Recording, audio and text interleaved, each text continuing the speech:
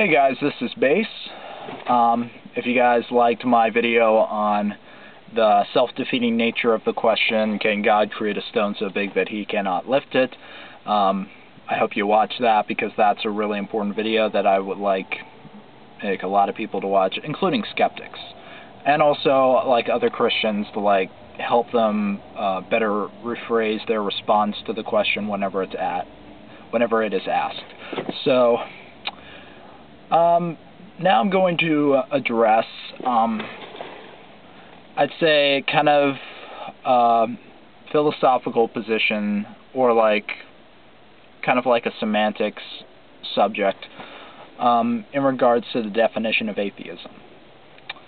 A lot of times I hear atheists basically say, I'm an atheist because I lack belief in God because there is a lack of sufficient evidence for him. And then oftentimes I hear the same atheists say that all people are born atheists. And I thought about this for a few seconds. And then I realized that they're talking about two completely different definitions. What the atheism they're referring to with themselves, that atheism assumes that basically they've already been exposed to the idea or the concept of a God, took a look at the different types of evidence for it, or took a look at all the different types of religion, and then came to a conclusion that they don't see any sufficient reason to believe in him. And then when they come about saying that all people are born atheism, that assumes that the type of atheist is unaware of the concept of a God altogether. So therefore they cannot make a conclusion about God's existence, or a conclusion for or against God's existence. They can't make any conclusion about that because they don't even know what a God is. If we grant that for the sake of argument, then how can atheism possibly be a lack of belief because of a lack of sufficient evidence? Because that presupposes that you already knew the concept of a God. And so when atheists try to say that, when certain atheists try to say this is the fallacy of equivocation, because you're basically arguing two completely different kinds of atheism. It's not logically sufficient.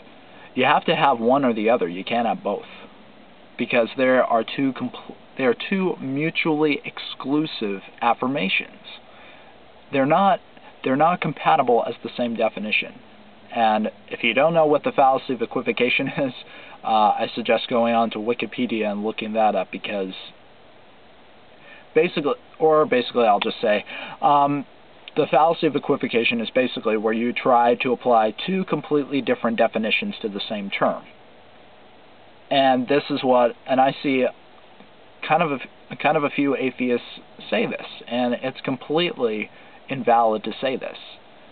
You can't say that all people are born atheists and then say that there's no evidence for God, which is why I don't believe in him, because they imply two completely different affirmations. So if you've ever said that all people are born atheists, it has to be one or the other.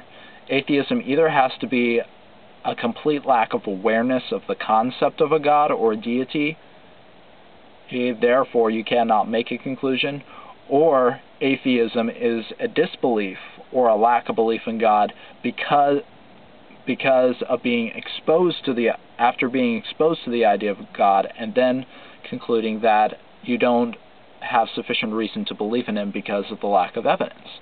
You can't say that thing. So that was kind of a short video. So if you have any additional comments, I'll be glad to address them. Just make sure that they're relevant to the subject of the video.